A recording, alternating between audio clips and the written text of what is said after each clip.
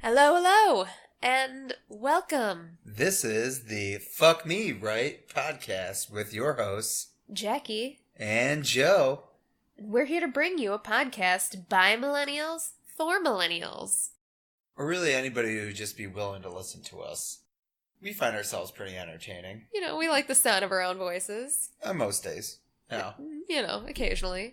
We like to have fun here. And maybe you will too. So you may be wondering, why do we need a podcast all about millennials?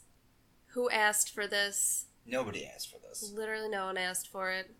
But still, we can promise you guys, this may not be the podcast that the world wanted, but it is the podcast the world needed. Let us explain. Millennials. Everyone loves to hate us. Hates to love us. We're pretty much the source of all the world's problems right now. Doesn't feel like we can do literally anything right. Everything is our fucking fault. Pretty much. Anything that goes wrong in the world is like, oh, those fucking millennials. Must be a millennial. We're killing the economy, one order of avocado toast at a time. We're ruining romantic relationships by becoming the hookup generation. Only meeting people through apps like Tinder or Hinge. Or, Christian Mingle. Yeah, farmer's market here. We're killing freedom of speech by being sensitive snowflakes who need safe spaces to talk about literally any issue. We have psyches that bruise like peaches. We're the entitled generation that just want everything handed to us and we want everything now. Instant gratification. I want it now, Daddy. Do you have to say the daddy part? Yes. Daddy, I want it now. Killing the housing market by living with our parents forever and ever. Until we're at least like 30-something years old.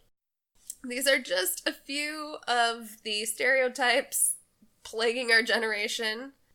Yeah. Apparently, we're just lazy. Even when you work 2 jobs and go to grad school, if you're working under 150 hours a week, you're a lazy piece of shit. Someone's salty. But yeah, so these are just a few of the stereotypes put upon our generation. So, fuck us, right? Yeah, fuck us. So we wanted to know, are these stereotypes true?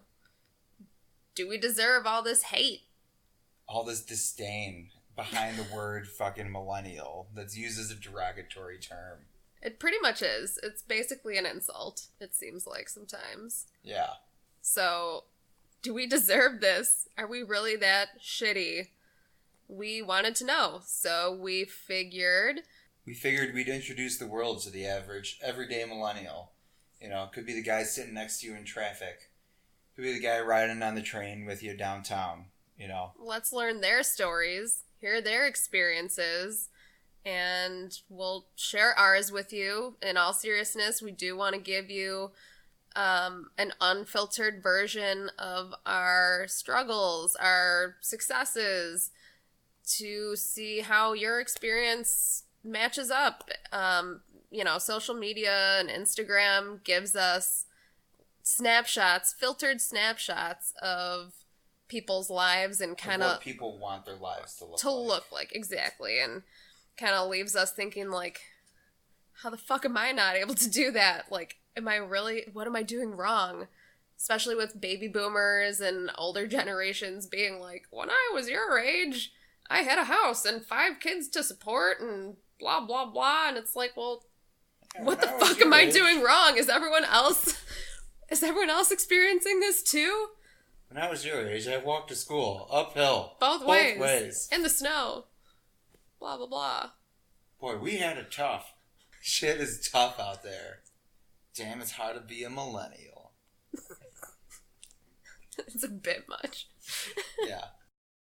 So let's define what is a millennial? Who is a millennial? Because I feel like it often seems like any older generation thinks that anyone younger than them must be a millennial. So it seems like people are kind of painting with a pretty broad brush. Yeah. And maybe that's where some of the hate is coming in. Like, like we're not everyone. Anyone that's born, like, after 1980 is a millennial. Like, anyone born within, like, the past 40 or 50, like, 40 to 45 years is a millennial. Right. So we wanted to kind of get everyone on the same page. Let's solidify who these fuckers are so that we know exactly what age range we're really referring to when we say millennial. So millennial is technically actually born between the year 1981 and 1996-ish.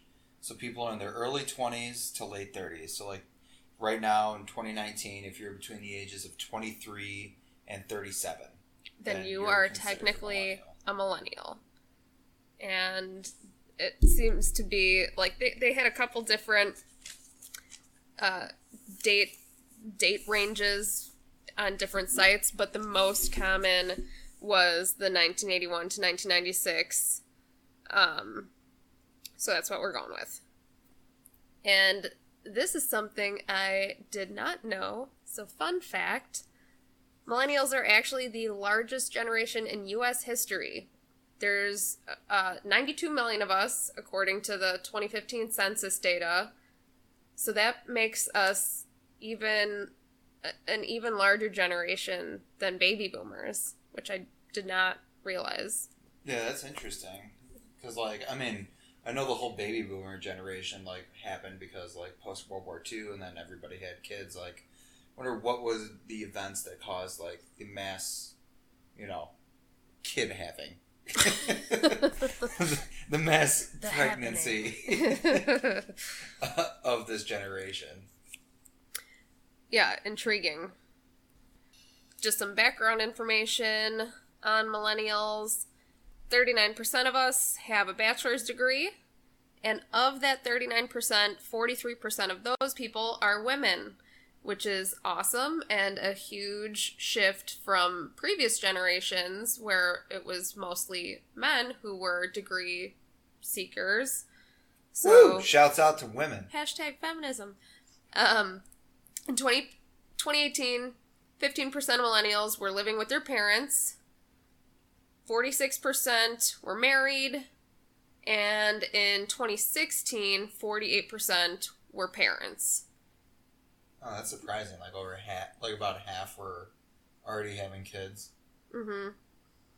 Well, I guess with that age range, people in like their upper 30s, that makes sense, though.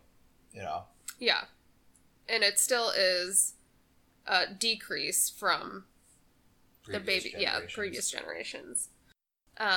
We also are more diverse than previous generations, where 55% of us are non-Hispanic white, which is the, lowest percentage thus far. Shout out to diversity. So that's millennials, now that we're all on the same page. So, just to kind of start sharing with you our millennial experience, I guess. Joe, you want to talk about your... If there's one thing I love talking about, it's me. That's true. That is very true. Let me tell you about me. My education and millennial experience.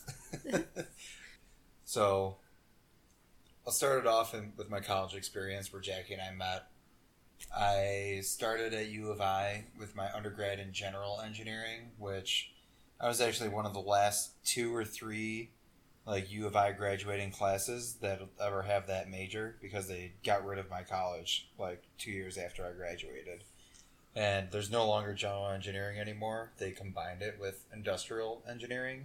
I didn't realize that. We were always in the same school, they were always clumped together. But then they kind of dissolved both of them, and now it's just industrial enterprise system engineers. Oh, I didn't know that. It was very difficult to tell and explain what general engineering was to recruiters because it's what you just haven't chosen what kind of engineer you want to be. I'm like, no, it's its own thing. It's like it's not just like I'm waiting till senior year before I graduate and be like, no, I'm mechanical now. But it was like its own thing. It was like kind of a logistics engineering. I did a lot with like business and business consulting, but I decided to do a secondary field of concentration for construction because I like getting my hands dirty and like building stuff, and like fell in love with design, during my senior design project. Throughout my, school experience, I was fortunate enough I had an internship experience in Italy, actually working for my cousin, doing design work for prefabricated homes.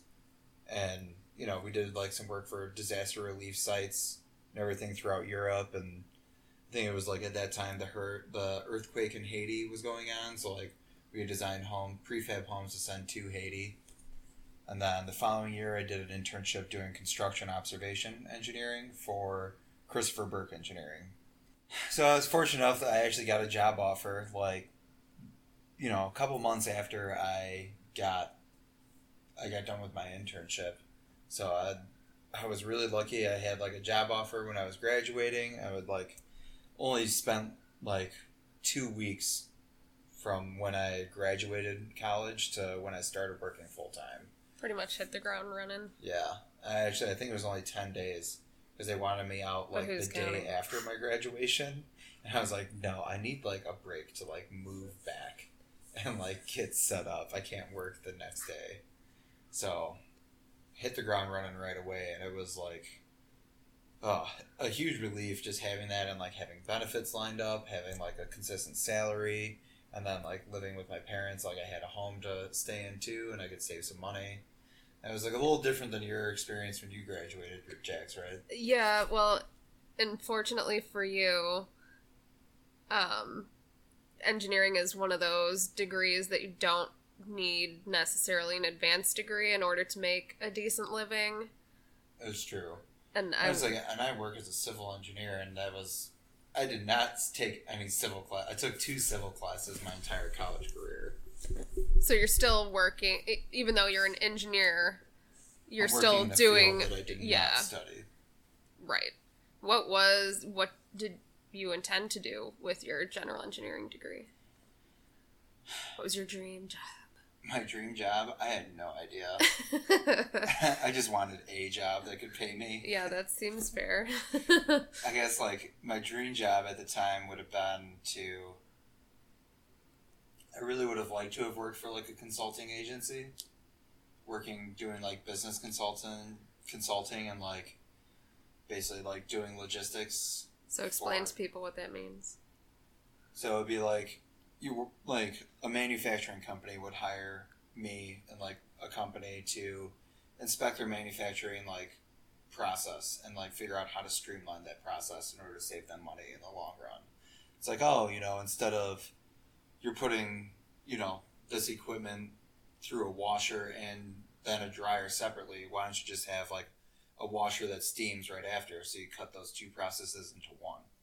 Yeah, so that's definitely very different than what you're doing now. Yeah. And, like, that's what I studied and, like, learned how to do is just, like, streamlining processes to improve efficiency. So, you said that you're working as a civil engineer now, but can you kind of explain what that means? Yeah. So, right now I do design and construction for roadway improvement and municipal facility improvements. So, like, municipal facility improvements, like, I'll design, like, a rehabilitation or, like, a new construction of a water distribution system, sanitary distribution systems, stormwater collection system. So, yeah, essentially, I'll work on municipal improvements and... So, the moral of the story being you were fortunate enough to... was your internship paid? It was. Yeah, so you had a paid internship. How much were you making during that internship? Oh, I don't know. It was, I think I was making like $17.50 an hour or so. Fuck me. So you were lucky enough to get a paid internship, and then they offered you a full-time position upon graduation, so you had a sweet job lined up for you as soon as you graduated. Yeah. Yeah, my experience was definitely different, as I'm sure a lot of people's was.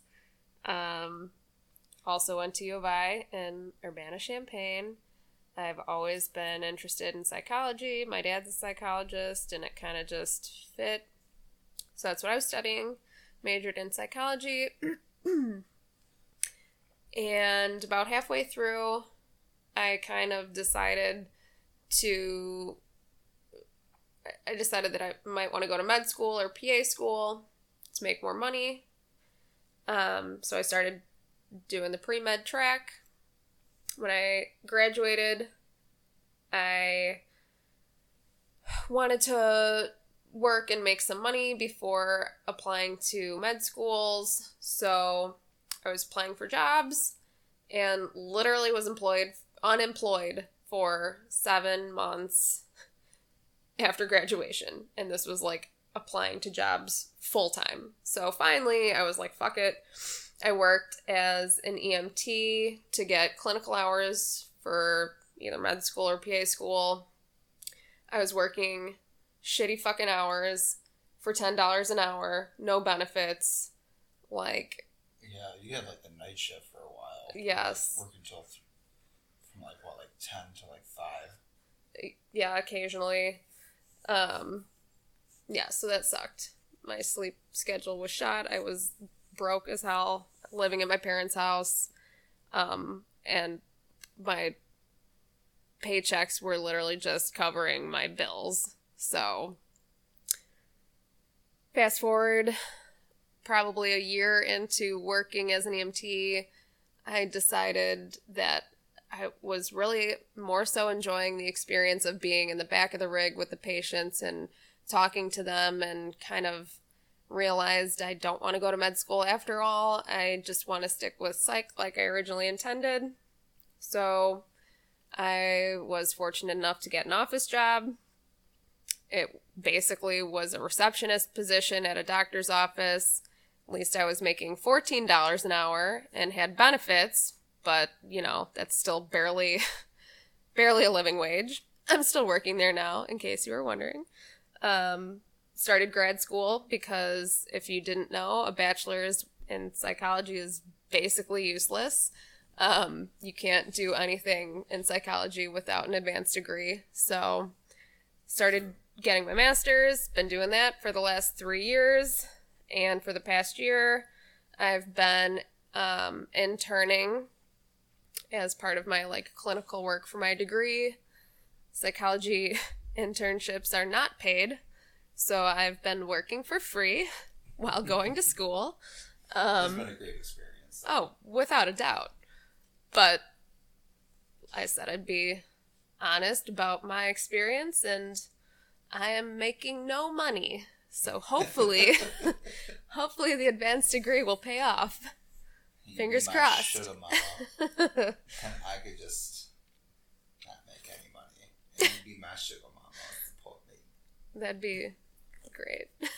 Yeah. Hashtag feminism. Yeah. It's like, as we mentioned earlier, a lot of millennials were ruining society by living at home. Our experience in that was a little different. We didn't stay at home for that long. I know Jackie just mentioned she was, trying to find a job for about 7 months or so after graduation, and then working as an EMT before she decided to go back to school and get her master's in psychology. But at that time, right when Jackie decided she wanted to go back to school, was when we moved into a place together. Yeah. It was a year and a half out of college for you? Probably about 2 years. 2 years. And it was 10 months for me. So I feel not the norm. I know a lot of people who graduate stay at home for about 5 or 6 years and save up a bunch of cash after they graduate. Well, and the difference was too that we were already dating for a long time at this point, and we were ready to move in together. But if I was just operating on my own income, there's no way I'd have been able to move out. As you could see, I was making nothing. So right, it was like we were able dual to help income, yeah. The dual income, helping and supporting each other, really helped in our first place, especially because first apartment we moved into looked super cute. It had nice amenities on the inside, but way too much fucking money for like such little space, and we weren't even in Chicago. Right, we were in the suburbs. We were, yeah, by a train station in the suburbs, but living in this apartment, we paid what, like $1,500 for 780 square feet. That's without like parking or the Yeah. pet rent. Pets were $40 a piece per month. And we have two Parking, cats. and we had two cats. Like we got them in our second year living there. First year. Either way. And then Their birthday is Friday. what's it called? We had parking was $200 a month. So yeah, at the end of it all, it was like around $1,800, not even including utilities per month for like A under 800 shoebox, square feet. basically. About after 2 years living there, we found this place. We just outgrew it. I mean, the cats were growing up. They needed more space to roam. Blame it on the cats. And we just accumulated so much more shit. And also, like, 700 square feet is not enough. We were on top of each other, and I am the type of person who needs space. So we needed to upgrade. Yeah. If you had two friends over, that place was full. You could not have more than 2 people over. Yeah. No way. No way. No way. So we found this place in Lamont that we fell in love with. We've been here for about 1.5 years now. And, I mean, absolute great bang for your buck. I feel like, moving out to the western suburbs more, out of, like, the Cook County area, too, also helped a lot with, like, the pricing of things. Technically, we're still in Cook County. Oh, yeah, I guess we are in Cook County, so that doesn't make a difference. So, but I think just being further west. Yeah. Definitely. Our landlord is awesome. Yeah. He bought us beers yesterday. It's a major upgrade. Yeah. About, like, last year or the year before, like, the last of our friends that lived out in the suburbs just moved into the city, leaving us as, like, the only 2 suburbians out here. Which makes you feel like a fucking soccer mom or... Soccer dad. Like... You just feel like an outcast when you're a young person not living in the city. But honestly, I could not deal with that reverse commute. Yeah. Every day. Couldn't deal with that. And honestly, it makes, like, hanging out with people who live downtown just such a pain in the ass. A fucking ordeal. It is an ordeal. It's like, okay, we have to plan on, are we going to stay? Are we actually staying? Like, we better get down there early because I don't want to fucking sit in traffic. And I want a full day out of it because we're 9 times out of 10 going to come home after because I don't feel like crashing on somebody's couch. We're too old to do that now because you can't just, when you're in your upper 20s, you can't sleep on a couch because you wake up and everything hurts. You feel like you ran a marathon. Yeah. I'm not going to fucking get a hotel because... As we're we said, poor. We're poor. We're poor. So, couch is the only viable option, but there's too much pain involved. So we're gonna go home. Yeah. And then if you try and drag your friends out of the city to the suburbs, it's just like, fucking why? The city has everything I need. Why would I need to come out to the suburbs? I'm like, there's me. There's us. We're great. Come be with us. Thank God my sister lives out here and we have a friend that we can hang out with. Shouts out to Steph. Shouts out. What's up, bitch? Yeah, I guess there's a couple other people, but this doesn't feel like They're all related to you.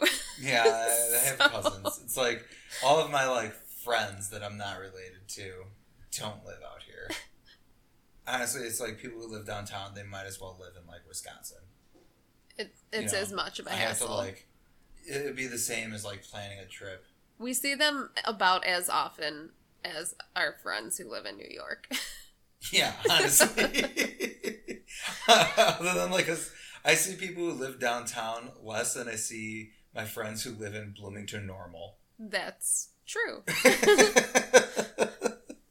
Like, and that's a 2-hour drive. Doesn't matter what traffic's like. 2-hour minimum drive. Yeah. And I still see them way more. Yeah. So that's just a very general overview of our experiences thus far. In future episodes, we plan to interview other people in our generation.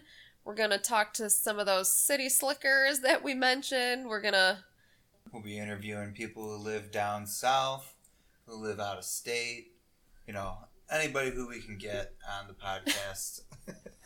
Not to sound pathetic. Not to sound pathetic, but we're planning on interviewing all of our friends and giving you a glimpse into their lives, too.